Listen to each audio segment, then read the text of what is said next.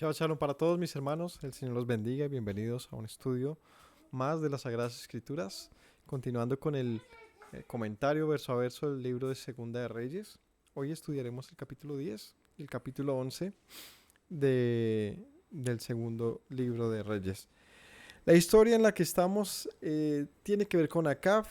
Parece que no tuviera fin, ya hemos hablado bastante de este rey.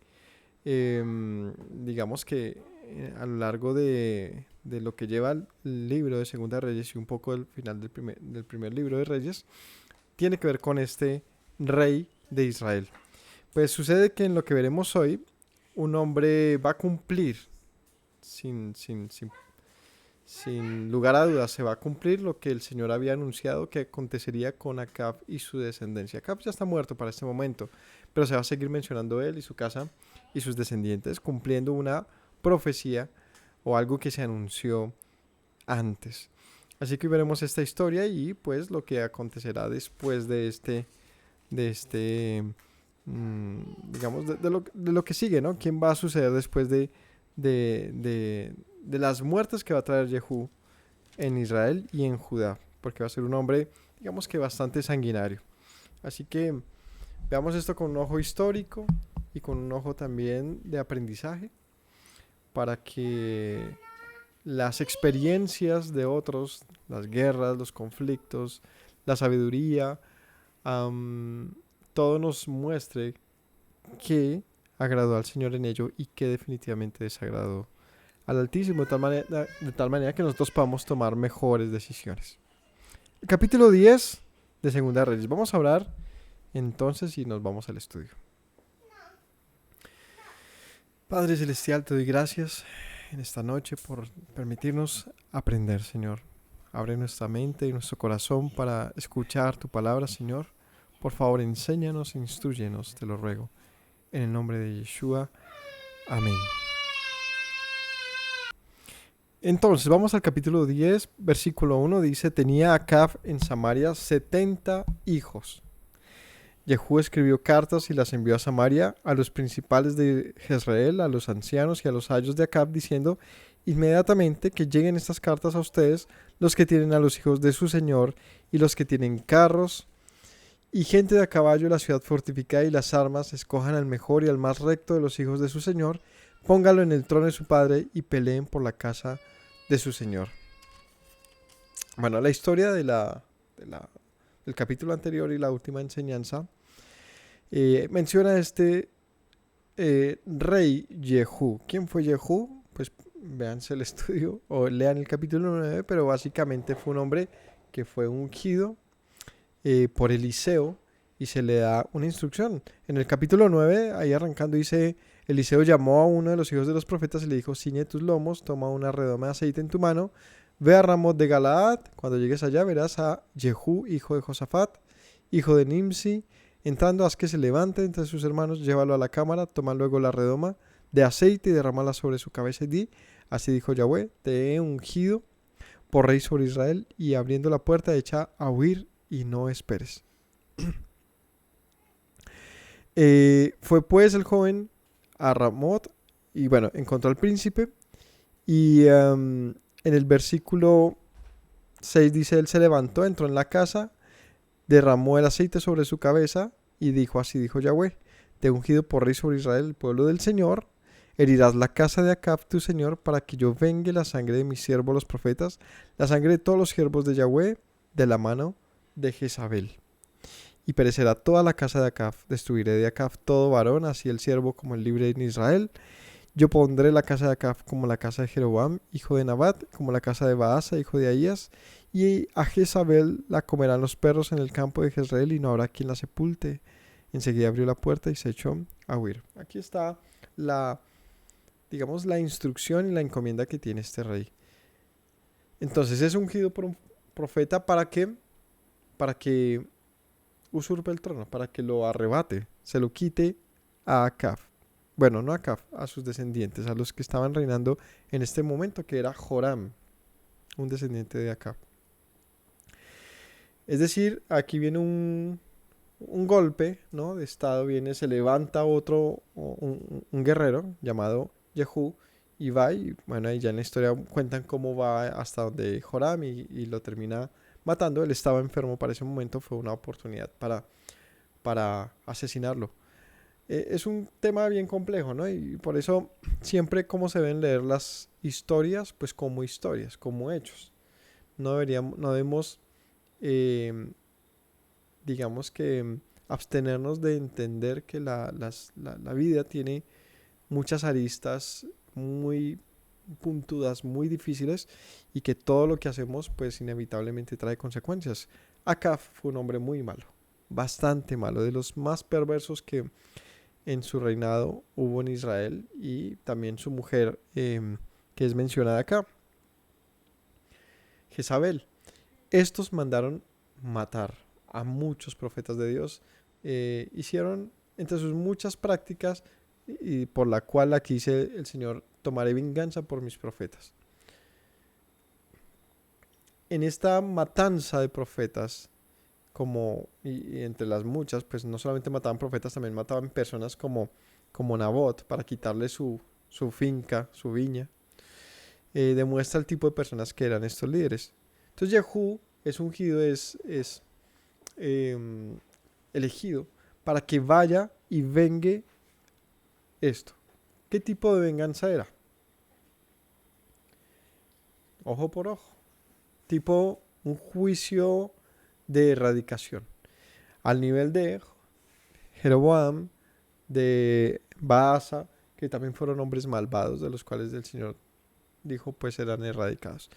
¿Y qué tienen que ver los hijos de ellos? Pues que también siguieron ese camino, también fueron malvados, por eso vienen a ser cortados. Entonces, en el capítulo 10, en el 9, perdón, Acab va y mata a Joram. También muere Jezabel, su madre, la madre de Joram, es decir, la esposa de Acab. Ambos mueren en esta revuelta donde la gente se le une a Jehú y aprueba su reinado, su elección. Ahora sí, dicho todo esto, en el 10 dice que Acab tenía en Samaria 70 hijos.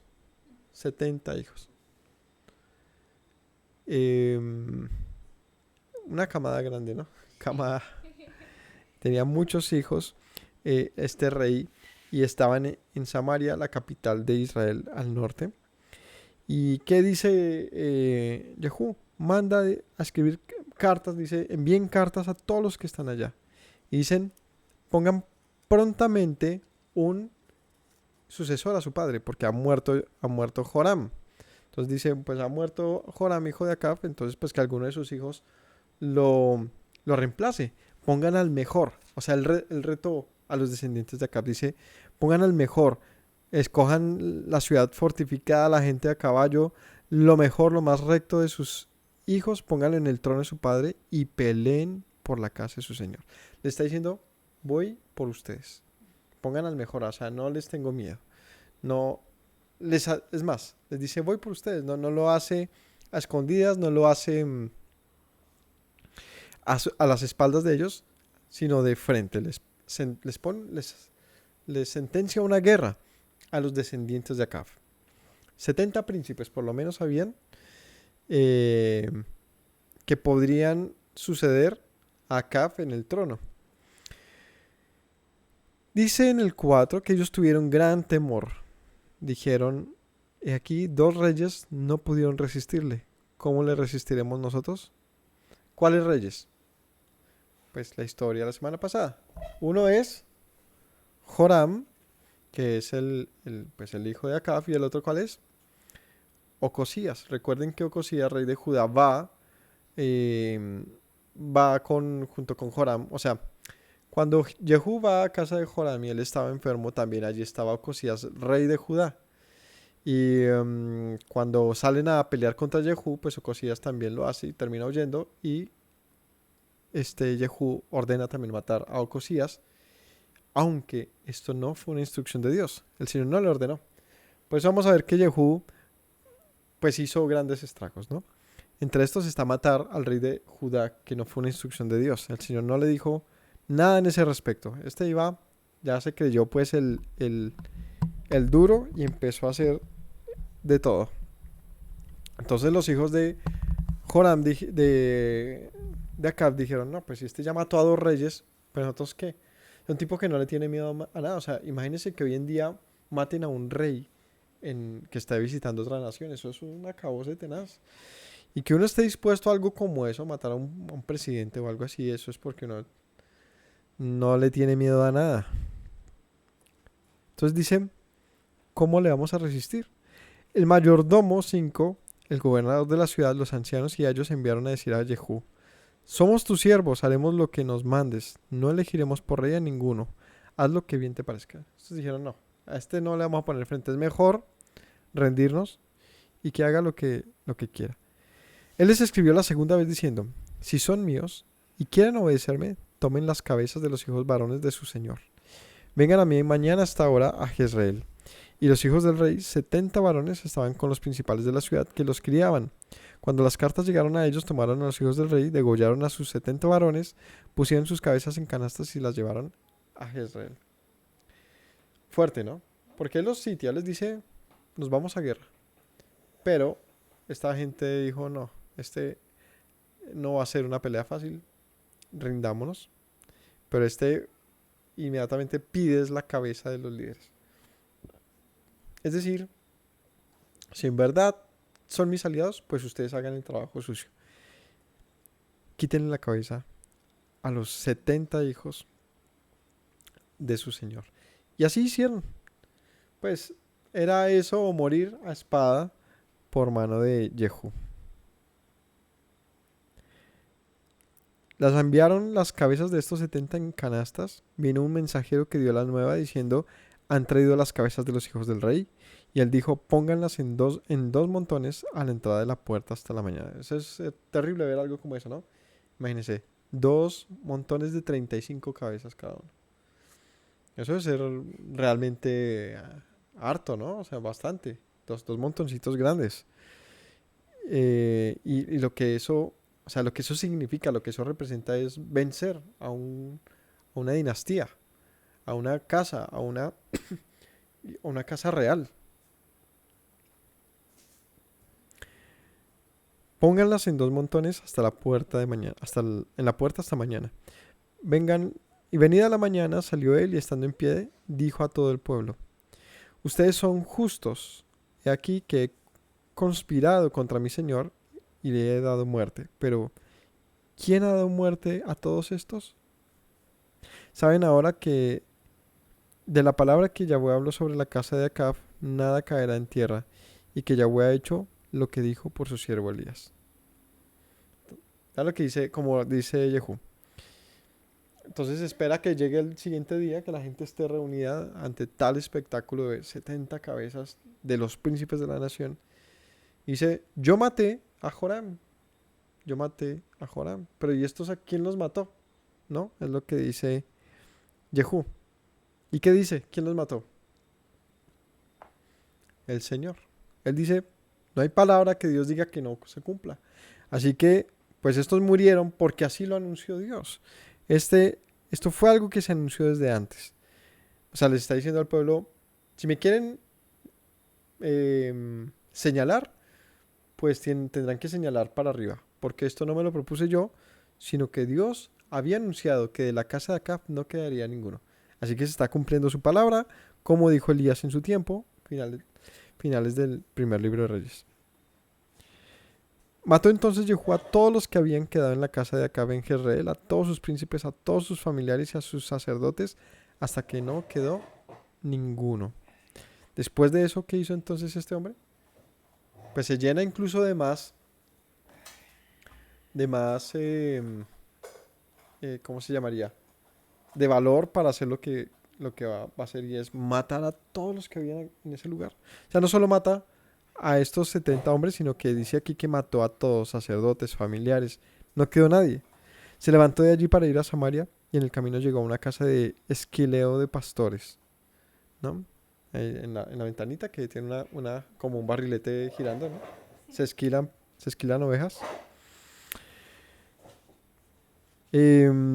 Halló allí a los hermanos de Ocasías, rey de Judá, al que había matado, los hermanos del otro rey, al rey de Judá, y les dijo, ¿quiénes son ustedes? Y ellos dijeron, somos hermanos de Ocasías y hemos venido a saludar a los hijos del rey y a los hijos de la reina. Entonces él dijo, préndanlos vivos. Y después que los tomaron vivos, los degollaron junto al pozo de la casa de Esquileo, 42 varones sin dejar ninguno de ellos. O sea, les digo, este era el más malo de todos. Sí, este era el propio Esquileo. No, imagínense, no solamente mata a quien ya se había anunciado que él lo iba a hacer, sino que se convierte en un hombre muy sanguinario y empieza a matar a todo el mundo. A todos los que él vio, no solamente como malos reyes, porque no lo hizo, aunque aquí puso de por medio el nombre de Dios, no lo hacía por eso. Él lo que estaba era rompiendo toda posibilidad de competencia para el ser, pues el gran rey. Era un hombre, un bárbaro, ¿no? Un temerario, no escatimaba en matar a quien fuera. Mató a 42 varones inocentes, simplemente por ser hermanos de un rey de la nación vecina, que en este caso era Judá. Yéndose luego de allí, se encontró con Jonadab, hijo de Recab, y después que lo hubo saludado, dijo: ¿Es recto tu corazón como el mío es recto con el tuyo? Es decir, ¿puedo confiar en ti? Así como yo perdón. Sí, le está diciendo, ¿tú eres fiel conmigo como yo soy fiel contigo? Jonadab dijo, es así. Pues que lo es, dame la mano. Y él le dio la mano, luego lo hizo subir consigo en el carro y le dijo: ven conmigo y verás mi celo por Yahweh. Lo pusieron pues en su carro. Luego que Jehú hubo llegado a Samaria, mató a todos los que habían quedado de Acab en Samaria, hasta exterminarlos conforme a la palabra de Yahweh que había hablado por Elías. Entonces se devuelve con Jonadab y termina de matar a todos los que de la casa de Acab quedaron. Es complicado. ¿Cómo se leen este tipo de cosas? Pues lo que anunció el Señor es que vendría un juicio sobre la casa de Acab, ¿cierto? ¿Quién haría este juicio? ¿Un hombre santo de Dios? No, un hombre, sencillamente. ¿Bajo qué evento acontecería? Pues resultó que un asesino se levantó y empezó a matar a diestra y siniestra. Lo hacía a su forma de entender el nombre de Dios. Pero lo que tenemos que ver acá es que el Señor... Este es un pasaje incluso con bastantes comentarios, de debate entre muchos, que de hecho el pasaje, no, si se fijan, no comenta nada. Él solamente cuenta la historia, o sea, no pretende justificar o acusarlo a él, simplemente cuenta qué pasó y él dice fue en nombre de Dios, pero ¿en qué momento el Señor anunció, por ejemplo, la muerte de Ocosías y de su familia? Era rey de Judá y sí, también fue un mal rey.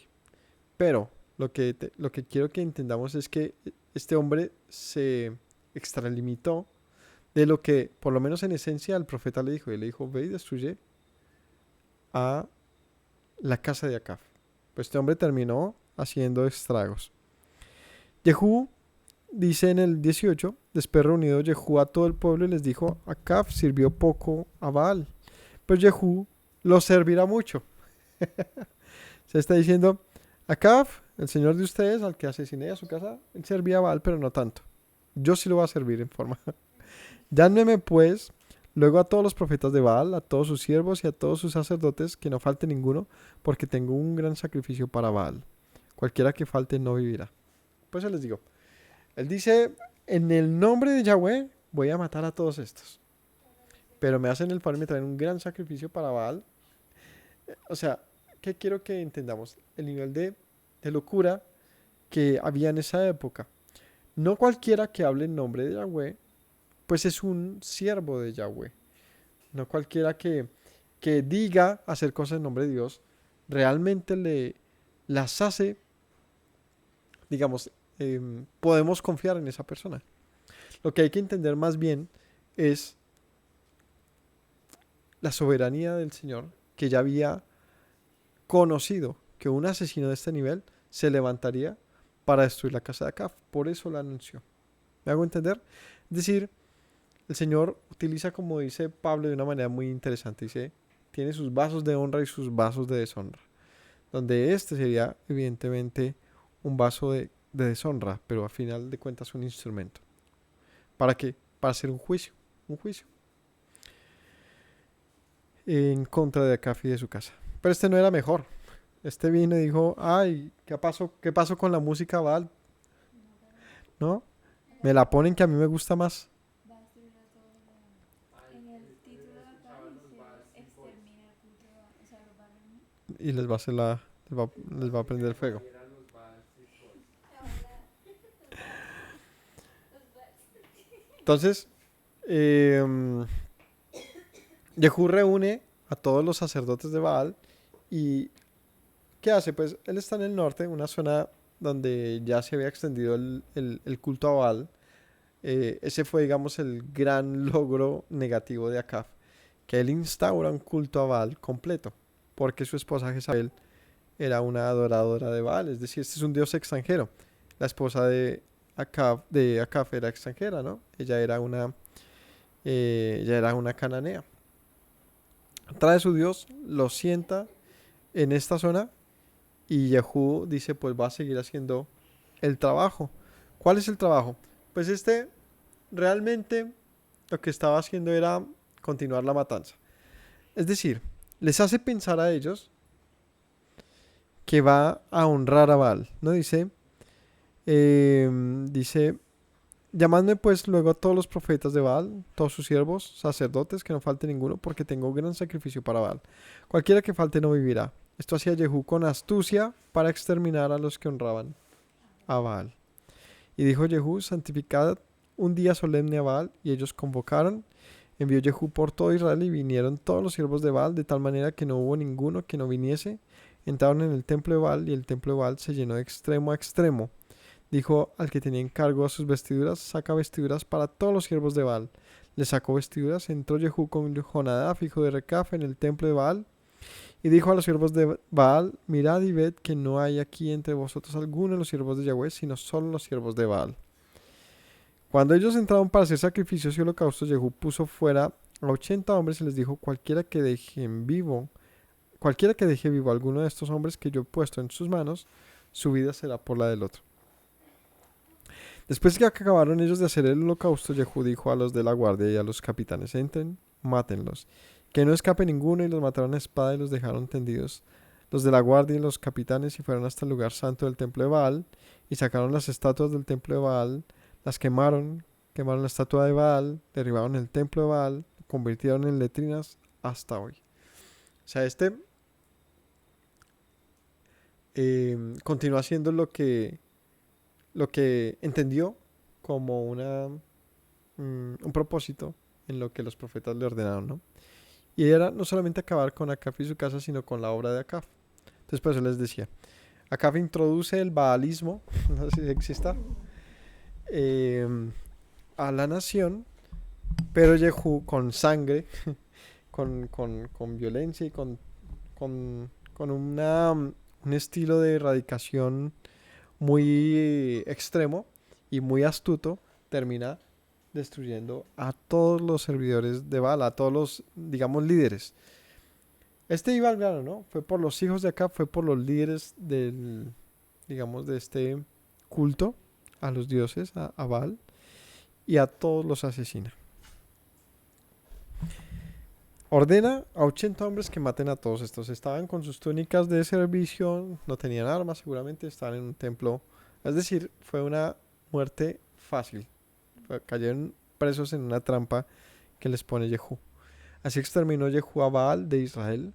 Con todo esto, Jehú no se apartó de los pecados de Jorobam, hijo de Nabat, que hizo pecar a Israel. Dejó en pie los becerros de oro que estaban en Betel y en Dan. Y Yahweh dijo a Jehú, por cuanto has hecho bien ejecutando lo recto delante de mis ojos, hiciste a la casa de Acab conforme a todo lo que estaba en mi corazón, tus hijos se sentarán sobre el trono de Israel hasta la cuarta generación. Mas Jehú no cuidó de andar en la ley de Yahweh, Dios de Israel, con todo su corazón, ni se apartó de los pecados de Jeroboam, el que había hecho pecar a Israel. En aquellos días comenzó Yahweh a cercenar el territorio de Israel y los derrotó Hazael por todas las fronteras, desde el Jordán al nacimiento del sol y toda la tierra de Galaad, de Gad, de Rubén y de Manasés, desde Aroer, que está junto al arroyo de Arnón, hasta Galaad y Basán. Los demás hechos de Jehú y todo lo que hizo y toda su valentía no está escrito en el libro de las crónicas de los reyes de Israel. Durmió Jehú con sus padres sepultados en Samaria y reinó en su lugar Joacás su hijo. el tiempo que reinó Jehú sobre Israel en Samaria fue 28 años. Entonces, este termina erradicando, cumpliendo lo que se anunció por medio de los profetas que pasaría con Acab y su casa. Y como les digo, independientemente de todo el- del método que utilizó este, ¿no? Así había sido anunciado, es decir, esa fue la voluntad de Dios. ¿Qué fue la voluntad de Dios? Pues que hubiese un juicio contra Israel, contra sus dioses, contra los líderes que habían traído este gran, digamos que pecado a la casa de Israel, porque el pecado acá puntualmente fue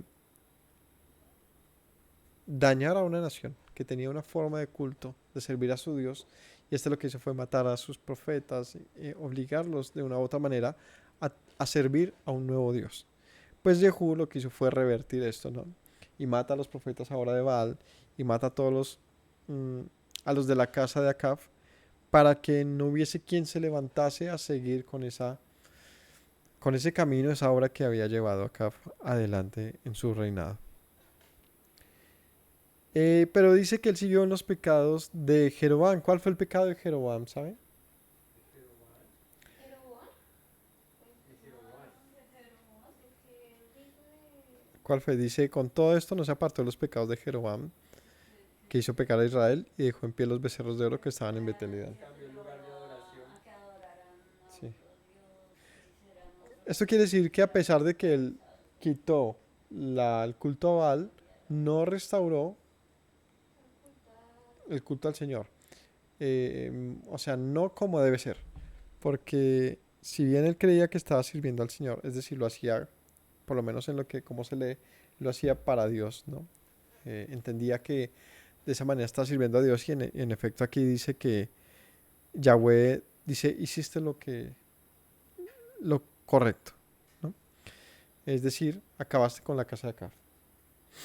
Em, Sin embargo, y a pesar de todo, no restauró el culto al Señor. Es decir, lo que debió haber hecho era anunciar, como rey en 28 años, era haber eh, inculcado al pueblo a que volviese, retornase a Jerusalén a hacer culto a su Dios. Él no lo permitió, sino que mantuvo los becerros de oro, es decir, los pseudo Yahweh que había en Israel. Esto es estatuas y cultos de adoración donde la gente pensaba que esa manera servía a Dios. Es, eh, es esa... Es que lo chévere de Reyes con sus historias es que nos muestra el paganismo, nos muestra la mezcla entre el paganismo y el camino de Dios, y nos muestra el camino de Dios. Es decir, nos muestra esas tres opciones como se dieron en Israel en diferentes momentos.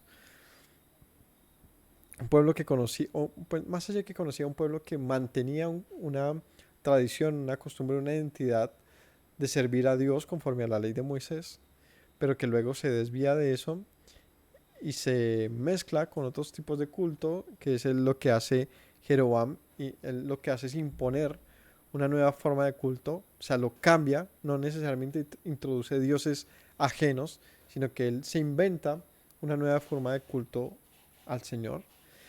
Y ya para la época de Acab lo que hicieron sí fue introducir dioses ajenos. Entonces Jehú quita los dioses ajenos, pero no erradica el camino torcido que Jeroboam había puesto. Es decir, que para el conocimiento de Dios habían dos corrientes en esa época por lo menos. Una, la que en Judá se conocía que era la forma, digamos, más original o más, más acorde a lo que originalmente se había enseñado. A pesar de que, o sea, ni siquiera podemos decir que lo hacían correctamente, porque es que el pueblo estaba mal, estaba embarrándola. Sus pecados y su desconocimiento de Dios era muy grande, pero mantenían un culto, digamos que más acorde al original. Cambió Jeroboam arbitrariamente, de una manera voluntaria, crea un nuevo culto y eso lo que hace es como dividir, generar dos caminos a un mismo conocimiento, donde el pueblo de Israel se vio, eh, tuvo que tomar una decisión de o mantener su vida en Israel o devolverse para Judá. Pero quedarse en Israel significaba también establecer una nueva forma de vida que por muchos años se convirtió simplemente en otra religión. Es decir, es el pensamiento de los samaritanos. ¿Cómo pensaban los samaritanos? Pues ellos tenían mucho en común con Judá, pero también se habían extraviado mucho. ¿Me hago entender? Es decir, servían al Dios de Israel, pero a su manera. Es como ahorita hablar de las tantas denominaciones, formas de cristianismo, judaísmo y etcétera. Hasta incluso de los musulmanes. Todos tienen, se supone, una historia en común, pero la, muchos están realmente muy lejos del camino original. Todos tienen un toque, algo parecido, algo similar, algo en común o algo de verdad, pero el camino real, el camino, la verdad y la vida que Yeshua anunció es justamente la invitación a redescubrir cuál es el camino, porque eso aquí se señala. Bien, Jeroboam, Yehú fue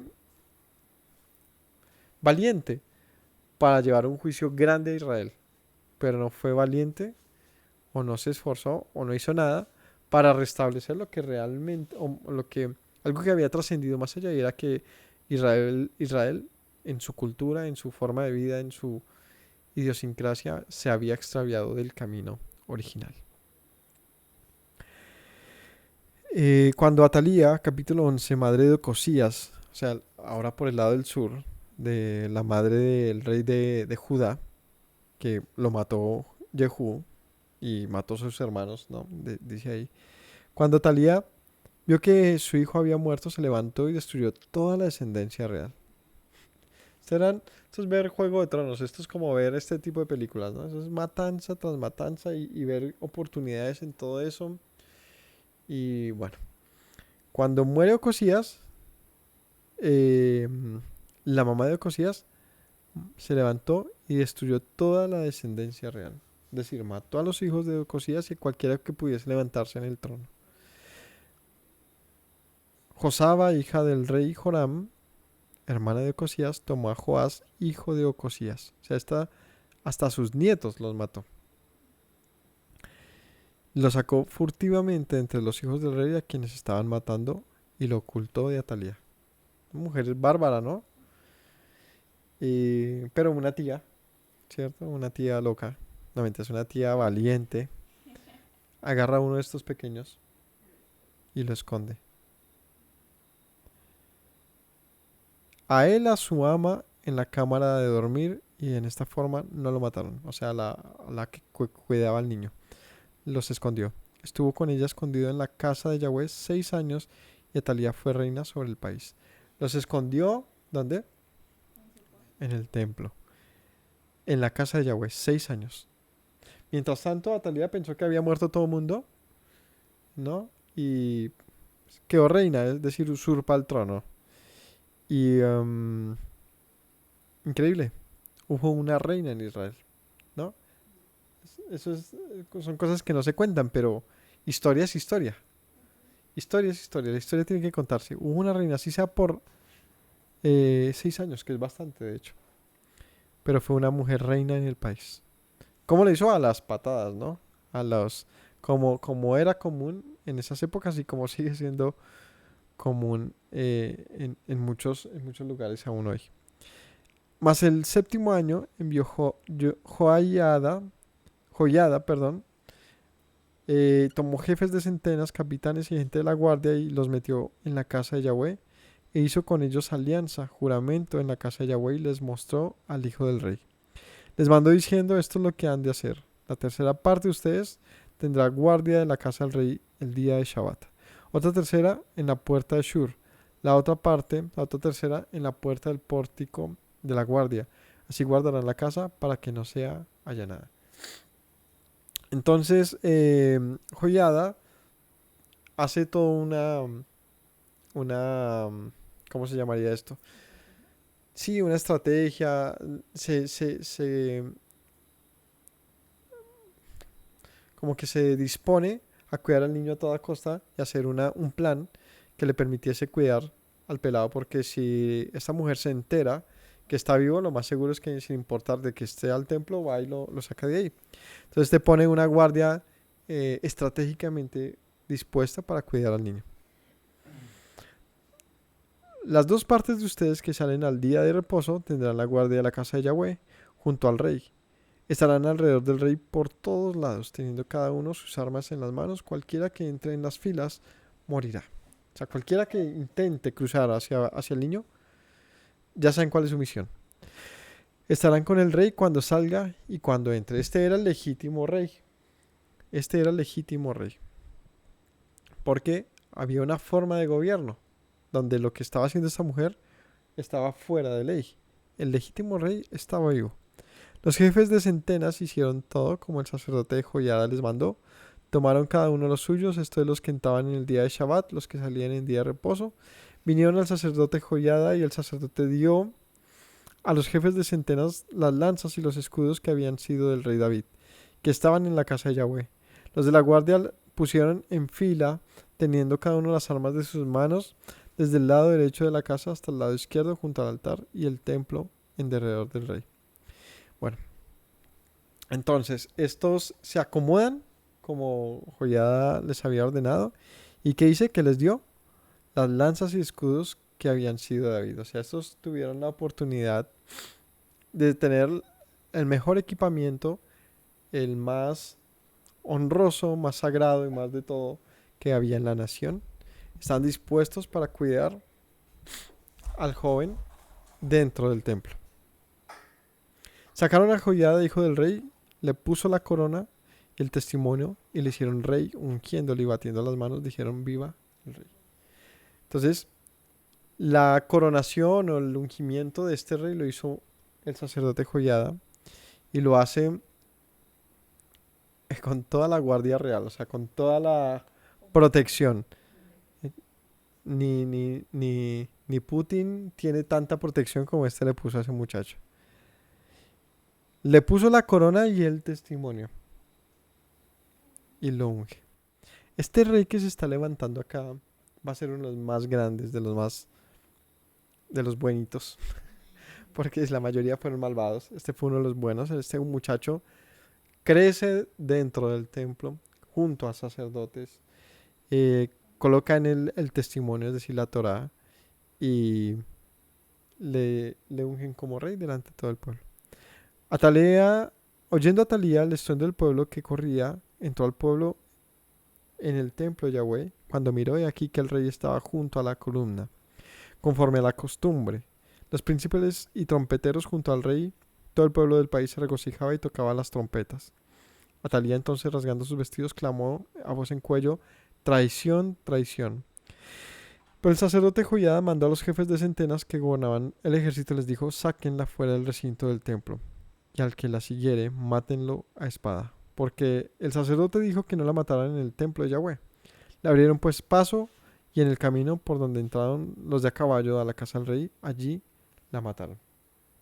Cuando ella se presenta, Joiada dice, sáquenla de acá y ya saben qué tienen que hacer. No la van a matar dentro del templo, sáquenla. Joiada hizo pacto entre Yahweh y el rey y el pueblo, que serían pueblo de Yahweh, y asimismo entre el rey y el pueblo. Vea, esto tan interesante.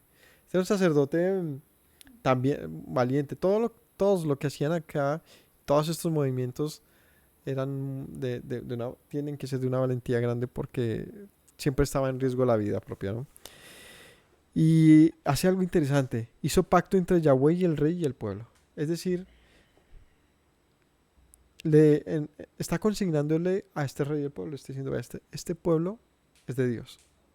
Así que tiene que ser pueblo de Dios. Le está diciendo, en otras palabras, usted tiene que velar porque eso se hace. Usted tiene que ser un buen rey. Este tiene que ser pueblo de Dios. No puede permitir que se extravíe como en el norte pasó. Todo el pueblo de la tierra entró en el templo de Baal, lo derribaron, asimismo despedazaron enteramente sus altares, imágenes y mataron a Matán, sacerdote de Baal, delante de los altares. Este era un templo a Baal que había en Jerusalén, en Judá. Porque en el norte, en Israel, se había extendido el culto a Baal, pero en el sur no. O sea, no era tan común. Había por lo menos se menciona un templo y estos fueron y lo volvieron nada. El sacerdote puso guarnición. ¿Por qué lo volvieron nada? Porque se fue el pacto. Entonces hay un pacto de aquí en esta nación no va a haber más culto a Baal y eso parte desde el mismo rey. Entonces ya dado ese edicto, pues ya ya se toma una decisión como la que hizo Jehú. No tan salvaje, pero sí, pero sí igual, la destrucción completa de eso. Y bueno, es que en el norte sí habían muchos. Todos los convidados a ese gran banquete fueron todos los líderes de Baal, todos los profetas, todos los engañadores que terminaron muertos en ese recinto. El sacerdote puso guarnición sobre la casa de Yahweh, después tomó a los jefes de centenas, capitanes, la guardia y todo el pueblo de la tierra, llevaron al rey desde la casa de Yahweh y vinieron por el camino de la puerta a la guardia de la casa del rey. Se sentó el rey en el trono de los reyes y todo el pueblo de la tierra se regocijó y la ciudad tuvo reposo, habiendo sido Atalía muerta a espada junto a la casa del rey. Era Joás de 7 años cuando comenzó a reinar. Era un pelado, era un muchacho y, y reina a partir de ahí. Ya en el próximo capítulo veremos de qué manera lo hace. Pero lo que tenemos que destacar aquí es la importancia de a toda costa, digamos, por lo menos en el caso de Joyada, buscar que si tienes la oportunidad de que alguien cumpla la voluntad de Dios, pues preservar esa vida a toda costa. Es decir, este muchacho era una esperanza para el pueblo, porque era un momento de que hubiese un cambio. Los reyes que habían estado antes de él no conocían la ley de Dios, se habían desviado, pero este muchacho había crecido dentro del templo por la manera en que habían pasado las cosas, ¿no? La muerte de Ocosías, que esta mujer Atalía, la abuela, haya buscado matar a todo el mundo. eh, Fue la manera en que este muchacho terminó dentro del templo creciendo. Sé que los 7 años de un muchacho no es mucho, ¿cierto? O sea, no es que pues se empapó de Torah por estar, no. Pero sí creó una conexión entre él y los sacerdotes. Es decir, ellos fueron sus padres. De una u otra manera ellos son los que lo guiaron. Y seguramente él sale de ahí a seguir siendo rey, pero los sacerdotes seguían siendo su consejo, su dirección. Y eso es algo muy importante. Este hombre Joiada fue un hombre sabio. Y eso le permitió transferir al muchacho pues un camino, ¿no? Eso es lo importante de tener siempre una instrucción de un adulto responsable, de un adulto que cuide de uno. Ser padre, ser madre es muy valioso por estos detalles. Vean que sí, seguramente uno no tiene la culpa ni uno es como los padres, pero sí hay mucho que de los padres se replican los hijos, ¿no? Mucho, mucho. Si uno crece con un padre o una madre que siempre le impulsa a, a ser mejor persona, a, ¿cómo se dice? A superarse, a estudiar, etcétera, pues bien o mal que le guste a uno o no, pero esa va a ser la forma de vida que uno va a aprender. Y, y si la aprovecha, pues le puede ir muy bien. Y si la aprovechó y le fue muy bien, seguramente así intentará transmitírsela a sus hijos, a menos de pues que definitivamente no quiera, ya, son casos. Pero generalmente uno es como es criado, como es formado, ¿no? Como en el ambiente que uno vive. Si uno tiene un papá maltratador, borracho, muchos conflictos en la casa, es muy probable también que pues uno de eso somatice mal y uno replique eso después cuando tenga una pareja, una novia, termine haciéndole daño, probablemente, o quizás no. O sea, todos son caminos, pero sí sé que la crianza, la vida de infancia es vital, vital y le auspicia a uno un camino, bueno o malo. En el caso de Jehú, de, de Josías, de Joás, perdón, vemos todo lo que le pasó, le mataron sus padres, le mataron a todo el mundo y queda el niño solito. Sí, pero esa huerfandad lo convertirá en uno de los mejores reyes. Entonces uno nunca sabe por qué pasan las cosas, ¿no? Y cómo pasan, pero el Señor sí. Así que si nos pasan cosas difíciles en la vida, aprendamos también ¿cómo se llamaría? A tenerlas para bien y no para mal. Porque si las tomamos para mal, pues sí nos van a afectar negativamente. Imagínense a Joás todo deprimido allá, "Ay, me mataron a mis papás y por qué me ha tocado todo esto y allá y se, y se, y se y no se permitiera salir más bien adelante y tener la oportunidad de reconstruir la nación en lo que intenta hacer y en lo que lo logra, ¿no? Pero ya veremos esta historia en el próximo capítulo, la próxima enseñanza, los viernes, no lo olviden, a las 7 de la noche. Los esperamos mañana.